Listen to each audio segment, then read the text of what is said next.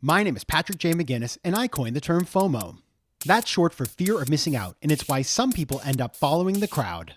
But we're not like them. We're part of a new species that isn't afraid to do things differently.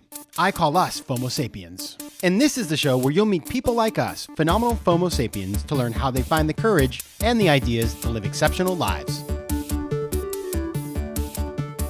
FOMO.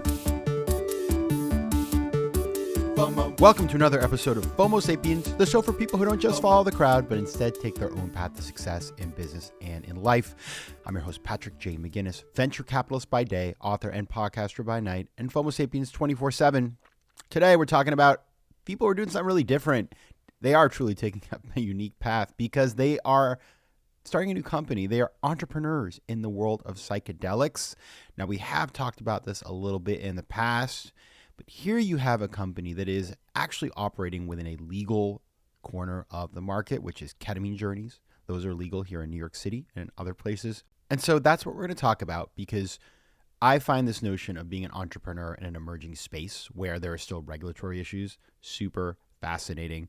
There's stigma. You got to overcome that. There's just a lot of elements to this. But if you do well, you know, you're kind of like a first mover, so you can do incredible things. So it's just a space I've been watching all of psychedelics. And I heard these founders speak on a panel about a year ago, and I was like, these guys have to come on the show. Now, my guests today are the co-founders of a company called Nushama. The first is Jay Godfrey. He's the co-founder and CEO. And Nushama was born from Jay's desire to work with the most experienced physicians and business minds to create treatment alternatives and build infrastructure for the future of psychedelics. Now, prior to Nushama, Jay was actually in the world of fashion with his namesake brand, Jay Godfrey, that sold on 5 continents at Saks, Neiman Marcus, Nordstrom, and Bloomingdale's, and was worn by people like Jennifer Lopez, Viola Davis, Ashley Graham, and Laverne Cox. That's very interesting. Now, his co-founder, Richard Meloff, he's also the president of the company, brings 15 years of management experience as a senior executive in the food and cannabis industries. And before that, he was a Wall Street M&A lawyer.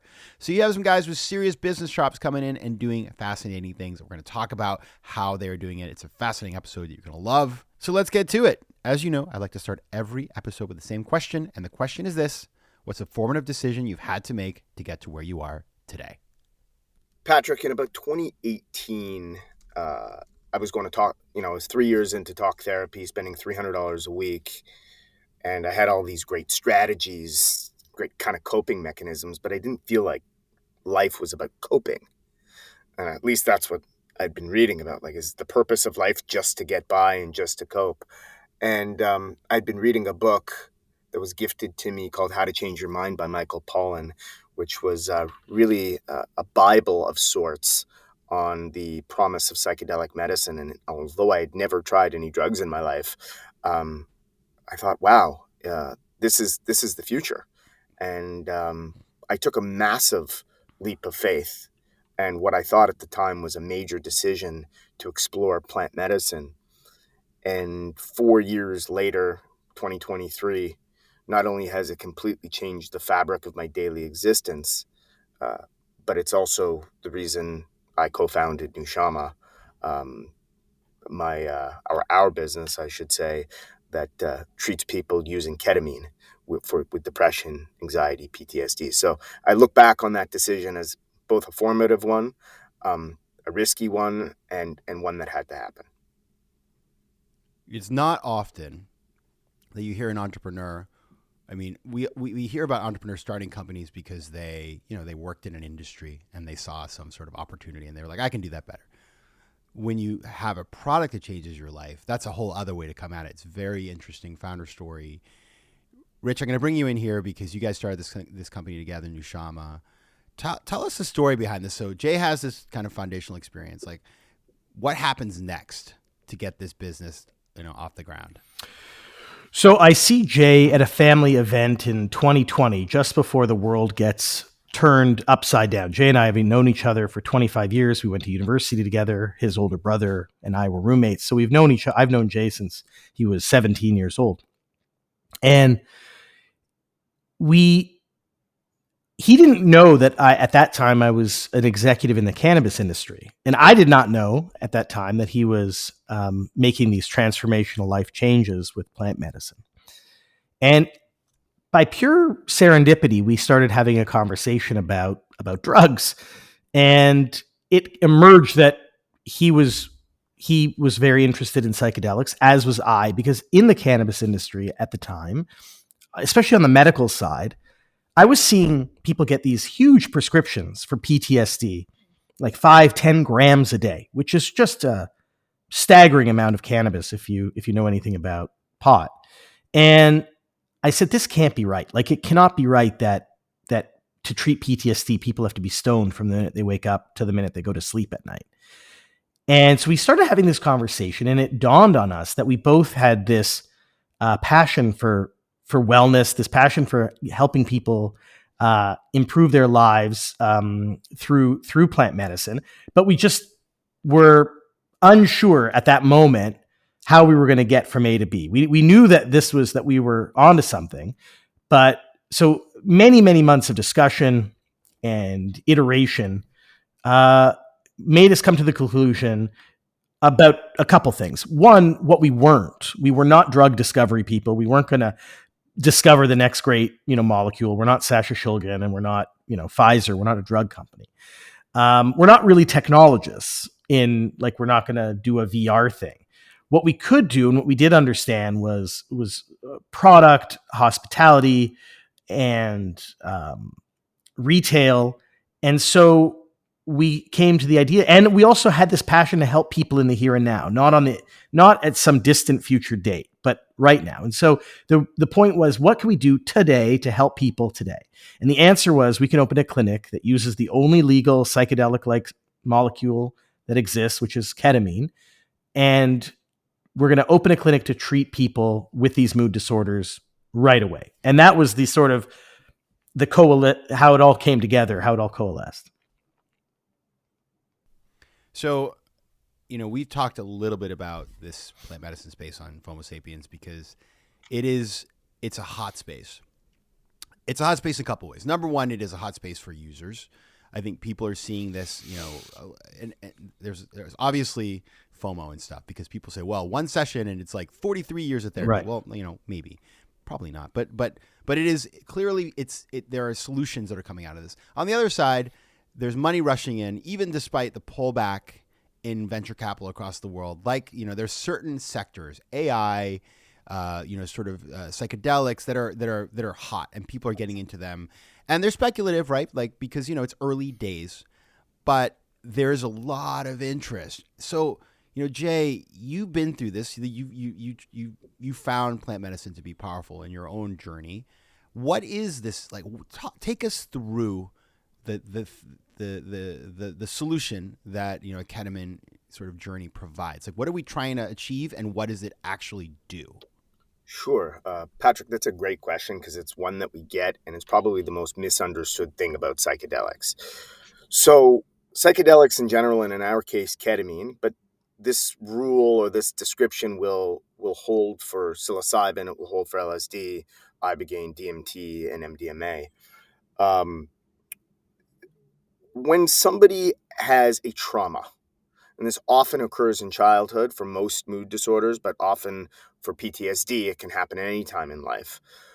A trauma creates a wound, and that trauma can be a capital T trauma, like you've witnessed a murder, maybe you were abused sexually, emotionally, or physically, you witnessed something tragic, or lowercase t trauma, which is really somebody when you were 8 years old told you were dumb, or that you were too tall or too short or too poor or too rich or too anything, and you really developed this sense that you weren't good enough.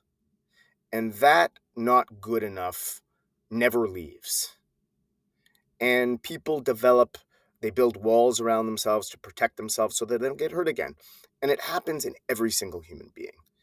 And eventually, if you build up enough walls, and we call those walls ego, you can develop quite an issue. That issue can manifest itself as alcohol use disorder. It could manifest itself as depression, anxiety, obsessive compulsive disorder, perhaps an eating disorder, and many other things that kind of fall under the umbrella of mood disorders. And so how do psychedelics, or how does ketamine impact mood disorders? Well, the whole purpose of a high-dose psychedelic journey is to dissolve the ego temporarily so that you, as the patient or the journeyer, can bear witness or play the observer to yourself. So the trip in itself is a psycho-spiritual experience without your ego intact. And you get to see your traumas not for the meaning that you've attached to them, without judgment of good or bad, but really as something that might have occurred to you many, many, many years ago, and that the traumas do not serve you any longer as an adult. And often people will go through their psychedelic experiences, and what's really important is afterwards to talk about it with a trained therapist who really understands this type of work, and to make sense of what you saw. And so for myself, I saw things that might have occurred to me during my childhood that I carried with me into my late 30s and early 40s, that I just saw fundamentally as not serving me any longer to be attached to it in such a negative framework. FOMO. FOMO. Now, how does this work? Because I understand, I mean, I get the concept, right? But like, say you go through a journey. How do you end up in that place? Because one could end up thinking about unicorns and rainbows and stars. True. How does one laser in particular on these incidents that are so inhibiting? Like, how do you get to that spot? That's a good point. It's not about doing. There's nothing in your journey to actively do. In fact, it's the opposite of doing, which is in the experience of ego dissolution, when you experience what the Buddhist monks call pure consciousness, what Christ would call the Christ consciousness, what the Kabbalists will call the light. When you experience that absolute being in the absence of thinking and doing, something comes up. And when that something comes up, it's unmistakable. So yes, you might see rainbows and unicorns. In fact, it happens quite frequently that the visuals in many different types of psychedelic experiences, including IV ketamine, provide these extraordinary visuals. But it's really not about the rainbows and unicorns. It's about the feeling that comes along with it. And it is not a feeling of intoxication. It is a feeling of utter presence. And that presence allows you, in the absence of your ego, to observe the self. And in self-observation, that is the absolute narrow pathway, in my estimation, to healing. So when you put it that way, it sounds very beautiful and It is very healthy. And yet, most of the stuff is illegal. You know, you hear the word ketamine, like, now I'm going to tell you guys, you guys know New York City. Like, the first time I ever saw ketamine was when I was at somebody's house and there was a paper plate with all this stuff. And I was like, what the heck is that? And they're like, that's ketamine. And I was like, that looks scary. And I did not try that because that would be, like that is not the application that we're talking about today. No judgment, but it's just not what we're talking about. But, there is, these are super, these are controversial things. And so like, why is that? Like, first of all, why? Where's the stigma coming from? And second, why is it that ketamine, of all of these other sort of treatments, is legal? Yeah, so there's a lot to unpack there. Let's start with the fact that 50 plus years ago, President Nixon started the war on drugs, and it was an unbelievably powerful and successful propaganda campaign, and lumping all sorts of molecules together, regardless of risk, harm associated. It all became, one big pool of misery and destruction. Cocaine in the pot, heroin in the pot, methamphetamines in the pot. You too, LSD, you get in there as well, right? And so cannabis, they were all in the same basket of highly, supposedly highly dangerous and deeply stigmatized. International treaties were signed, making every country on earth sort of agree to these basic principles. And then, we had very effective advertising campaigns. This is your brain on drugs with an egg frying, right? So years and years of this being pounded into us through the culture, it shifts your perspective. Now, around the same time in the 60s, ketamine is discovered as a molecule, as this unbelievable anesthetic. It's given to soldiers on the battlefield to self-administer, to get them, as an intermediate step if they're injured, to anesthetize their wound and to get them back to, the military hospital. And what is noticed is that, these soldiers are not afraid anymore. Like, they've lost their sense of fear. They feel, safe and secure when they take the ketamine, and they notice that it doesn't affect respiration. It has no impact on the respiratory system. And so it becomes too quickly to be viewed as this, as what it is now, an essential molecule, meaning every hospital, every country needs to have a stockpile of this because it is an unbelievably effective anesthetic. It's an unbelievably effective analgesic, and it's so safe that it's used in pediatric surgeries. My son, who recently broke his arm at camp, when they reduced the fracture, they administered ketamine to him in order to deal with the pain. And so, it's used in pediatric context. So it's unbelievably safe, but it also was it was lumped in with these other drugs, even though the DEA, the FDA all recognized the efficacy and safety of ketamine. Reputationally, it was still in that group of other drugs. And so that has been part of the stigma. As well, there is diversion to the street. Let's not pretend there isn't.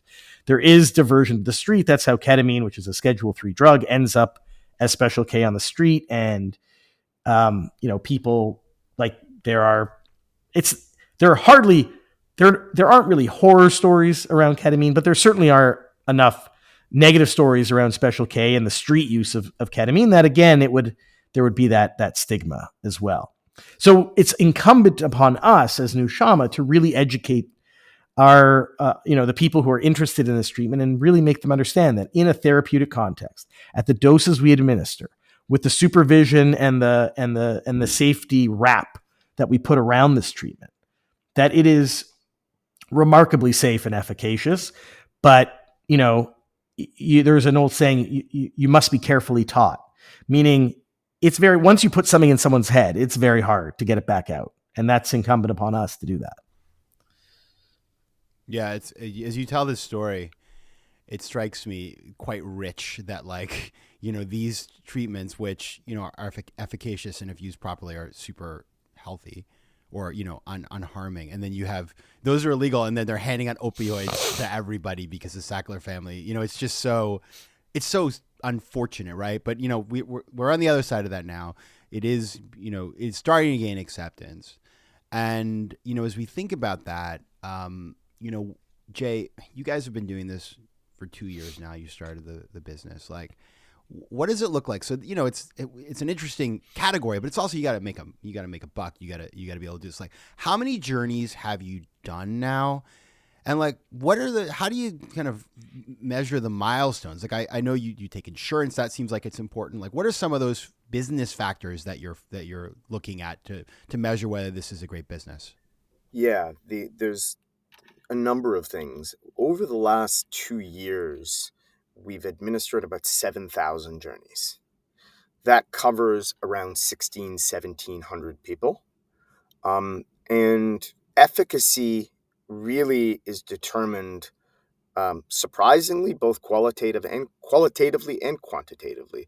But from a quantitative perspective, we see about 80% of our patients have statistical significant reductions in their mood disorder, whether that's depression, PTSD, anxiety. And we give people questionnaires at the beginning of their treatment, 3 sessions in, 6 sessions in, and then 2 months later. So we feel very, very good about the efficacy rates, the safety, as well as the lasting ability of the treatment. We do recognize that not a magic pill. It is not what I call a pill for an ill. This is something that gets administered and that requires the person who's it being administered to observe themselves, as I spoke to before, and actually do the work. This isn't a pharmaceutical agent that's going to cure your depression. It's a pharmaceutical agent that will open you up for you to see, so then you can do the work to unshackle yourself from the terrors of your own trauma. Did that answer your question? Yeah, but let's get specific, Jay. So, you've mentioned 1,700 patients. Tell me about, like, give us, obviously no names, right? But give us an example of somebody that, that has come through and like what has been the impact for that person. Wow, there's so many stories to tell, but I think one of the one that always comes top of mind to me is, my office is here in the clinic in New York, and it's a pretty big place. It's about 7,500 square feet with 18 treatment rooms. And my office is on one far end of it. And I'm sitting there, I don't know, I guess I'm on a spreadsheet or something. And I hear a sound. And most people during their journeys are completely quiet and silent. And this patient was being very vocal, screaming the F word over and over and over. And initially I was quite concerned.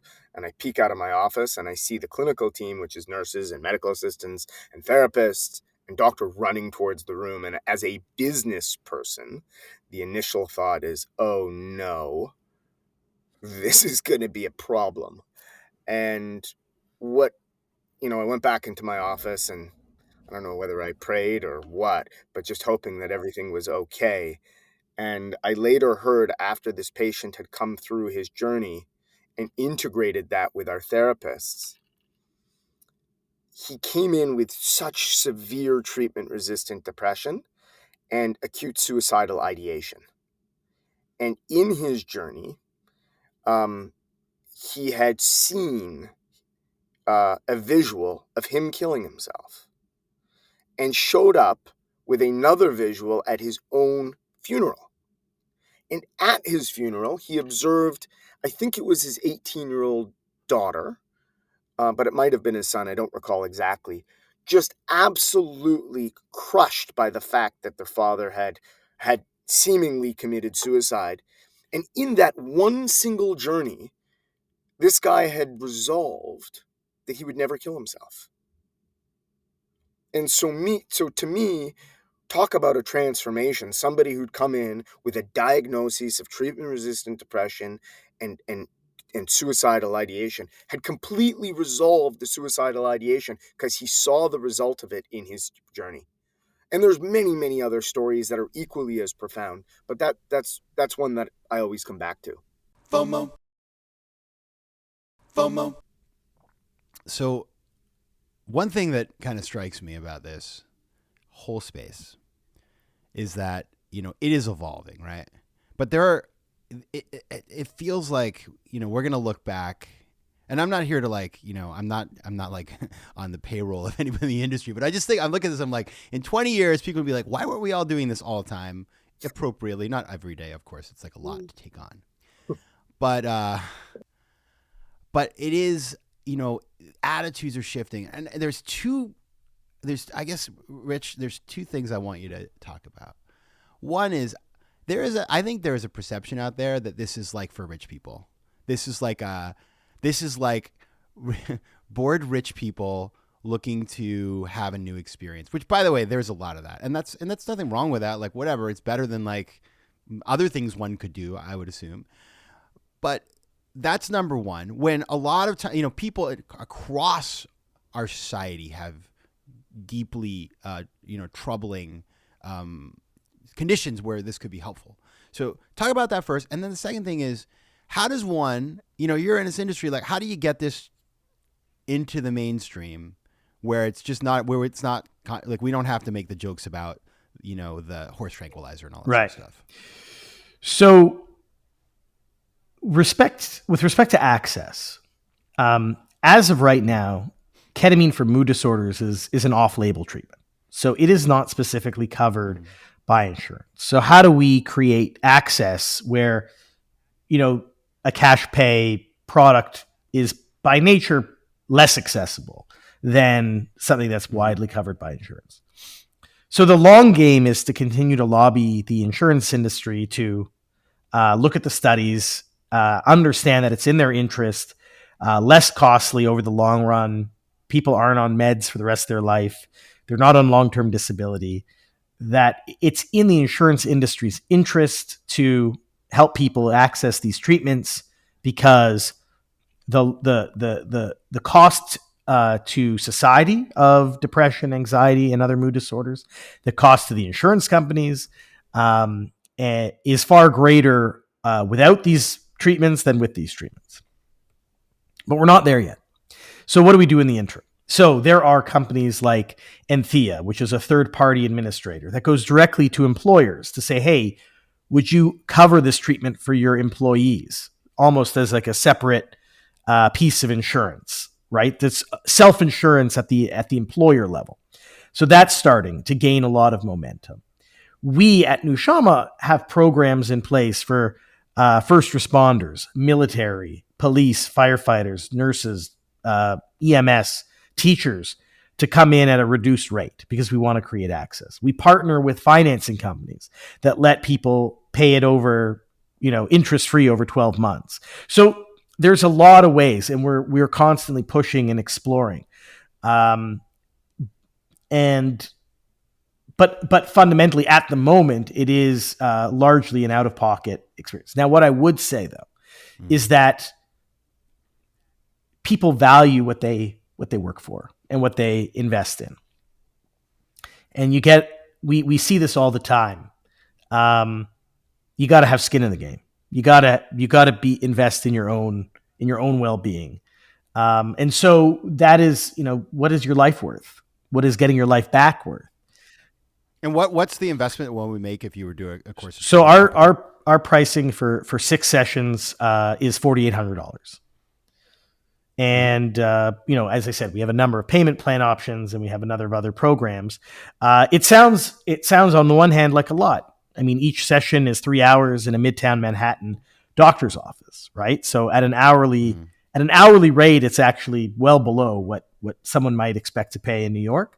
But we understand that that is at a headline level a good amount of money. When paid over 12 months, $400 a month to go from not being able to get out of bed in the morning to being able to be fully alive. Seems like something that is much more doable and much more accessible. With respect to the second question, so I think a couple things are going to happen. One, there's a certain virality to what we do in that, it's very noticeable when someone you've known your whole life looks depressed, looks anxious, looks whatever, and then suddenly the spark comes back, and there's just a physical and mental change that is impossible not to notice, and it becomes a discussion point. And that gets wider and wider as we do more public relations and as more media picks us up, as podcasts like yourself talk about this. It normalizes the discussion. It's not so esoteric. It's not so out there. It doesn't seem so scary when we're having these discussions as more studies come out. And frankly, as the FDA moves to reschedule some other molecules. So the rescheduling of MDMA, which, has been 18 months away for a long time, but the move to reschedule MDMA for the treatment of PTSD, I think will also really shift mindset and will make people realize, oh, the FDA says this has a legitimate and proper usage.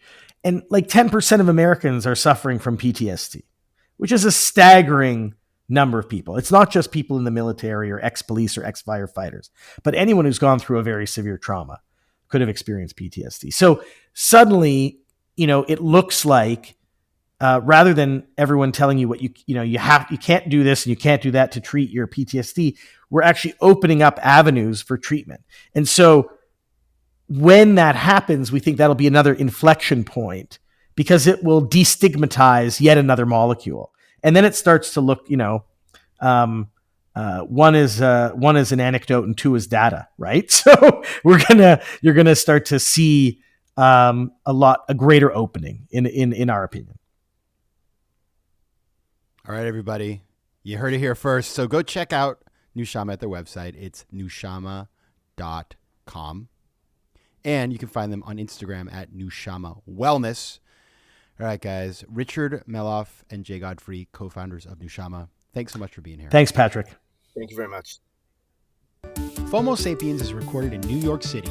Theme music is by Mike McGinnis, and editing and post-production is by Josh Elstrom. If you like today's show, please be sure to rate it and recommend it to your friends. And as always, you can find me at FOMOSapiens.com and at PatrickMcGinnis.com. To advertise on FOMO Sapiens, reach out to contact@FOMOSapiens.com.